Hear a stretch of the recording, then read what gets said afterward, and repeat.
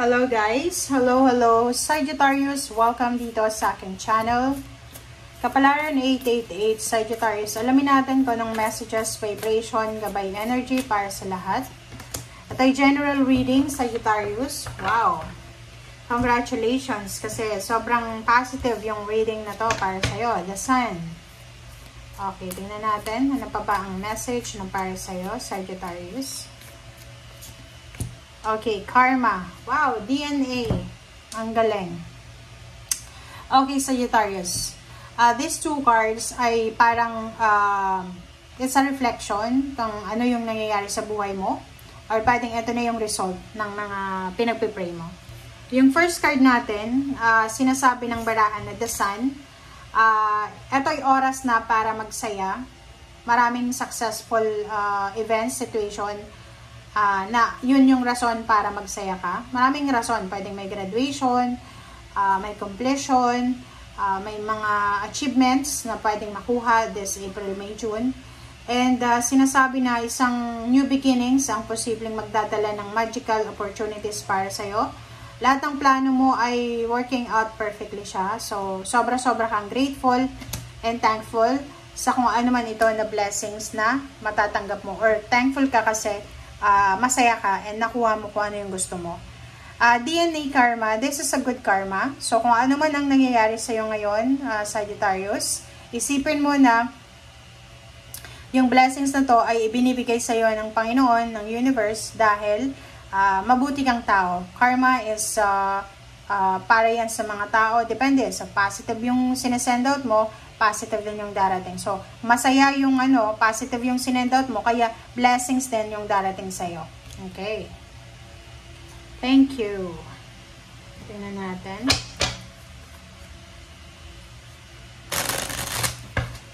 Okay, para ito sa lahat ng Sagittarius. Sa good karma.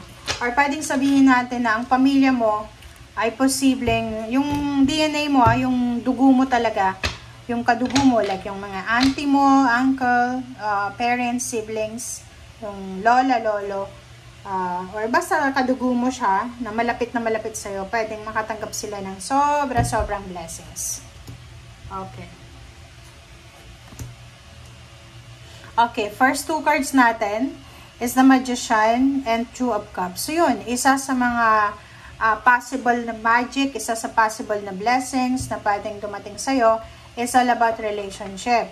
So, isang relationship ang pwedeng mag-prosper, isang relationship ang pwedeng mabuo, pwedeng isang relationship ang magde-develop, mag-progress, mag-level up. Yung iba naman, isang magic siya. So, pwedeng yung relationship na to is napakahirap ng relationship na to kasi parang away bate, ganyan-ganyan. But, magically, di ba, milagro siya na for the month of April, May, June, magkakaayos yung taong ito. Yung dalawang taong ito.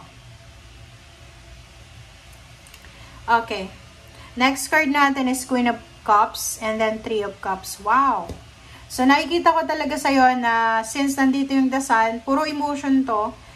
Sagittarius, you're lucky. You're lucky. Super lucky kasi emotionally, yung family mo sobra kayong masaya, balanse. Sa relationship mo, intimate, masaya. Pamilya mo, like sa parents, siblings, mga kadugo mo, masaya kayo. So, maraming rason kung bakit ka magse-celebrate. Na andito yung celebration sa inyo. 'Di ba? For the month of April, May, June.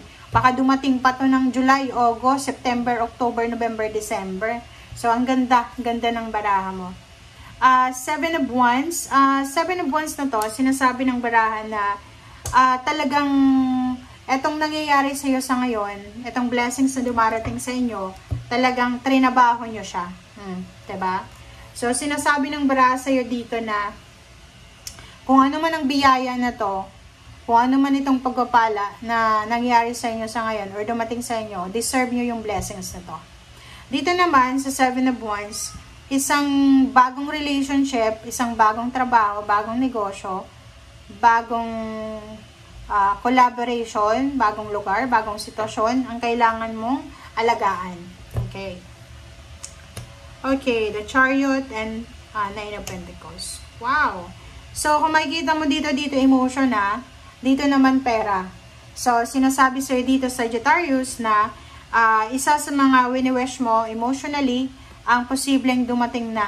Okay? Pwedeng nagwi-wish ka, pwedeng minamanifest mo yung sasakyan, gusto mong bumili ng sasakyan, pwedeng makabili ka in 3 months. Yung iba, travel. Yung iba, relocation. Yung iba, lump sum of money. Yung iba, relationship talaga. Yung iba, kasal. Yung iba, pagbabakasyon. So, dito sinasabi na posibleng makuha mo talaga kung ano man to. May progress, may development, may prosperity, abundance sa mga wini-wish mo. Okay, 8 of Cups. Wow.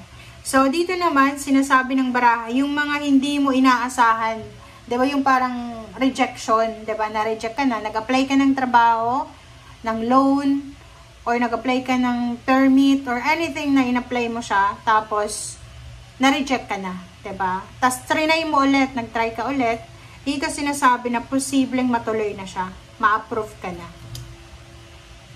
Okay? Page of Wands and then 6 of Pentacles. So, yung Page of Wands na to, tsaka 6 of Pentacles, sinasabi ng baraha na in the near future, sa mga susunod na araw, maraming tao ang posibleng makakatulong sa'yo. Or, in other words, sinasabi ng baraha, in the near future, left and right mo ay sobrang prosperous, sobrang abundant. Left and right na kamay mo, ay may pera. Pwedeng may mga tumutulong sa'yo, ikaw ay tumutulong din sa iba. Parang ganon. So, sinasabi ng baraha na sa mga susunod na araw, buwan na taon, ikaw ay mapapaligiran or napapaligiran ng mga taong generous. Or ibig sabihin yan, 6 of Pentacles, magiging balanse yung takbo ng pera mo sa mga susunod na buwan. Ibig sabihin din, ma-resolve mo lahat ng problems mo financially. Ibig sabihin din, yung mga tao dyan sa paligid mo, willing ka nilang suportahan, proteksyonan, tulungan sa kung anumang financial problems mo. Diba? So, 9 of Swords, siguro yung 9 of Swords, ito yung energy mo last year or few years ago, na sobra kang namumroblema sa pera. But dito, sinasabi ng baraha na masisettle mo yan kasi tatrabahuhin mo talaga. Simula ngayong April, May, June, nakikita ko sa'yo dito na sobra kang magiging workaholic. Diba? Workaholic ka eh. Magdo-double time. Kasi alam mo, may goals ka sa buhay eh. So, nakikita ko sa'yo dito na wala kang sasayangin na oras, panahon, dahil gusto mo talaga na makuha yung financial peace and harmony, security, and balance. Okay? So, nakikita ko sir dito na ihanda mo ang sarili mo para sa mga kompetisyon, pero willing ka naman makipag-compete eh. So, napaka-determinado mo naman, motivated ka naman sa plano mo. So, nakikita natin if may ma-encounter kang mga pag-aaway or may ma-encounter kang mga like for example, discussion or competition sa trabaho, kayang-kaya mo naman siyang i-handle.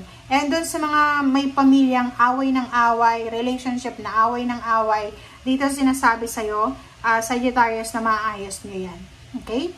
So, in general, sinasabi ng baraha sa'yo dito na posibleng may kakasal, may homecoming, may magpapatayo ng bahay, may magta-travel, may bibili ng sasakyan, may lilipat ng bahay, merong mga naantala na delays na blessings like pag-aaral, pagpapakasal, pagta-travel, pagpapatayo ng bahay, or kung ano man to na na-delays na pangyayari kasi hindi pa tama, hindi pa oras, ang posibleng matuloy.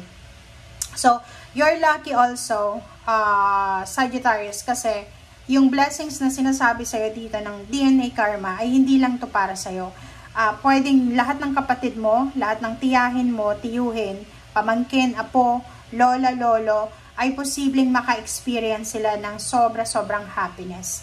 So, yung parang sinasabi natin na angel of karma is here, na andito sila para sa'yo. So, ikaw yung messenger, ikaw yung parang pinapadalhan ng mensahe ngayon ng angel of karma, na yung good karma ay parating na sa pamilya mo. So, ihanda nyo ang sarili mo para sa mga unexpected na magic na to, milagro, good karma, blessings, karmic justice, marami, sobra, maraming major happenings ang posibleng mangyari ngayon na exciting siya para sa inyo. Okay? Thank you guys. Bye!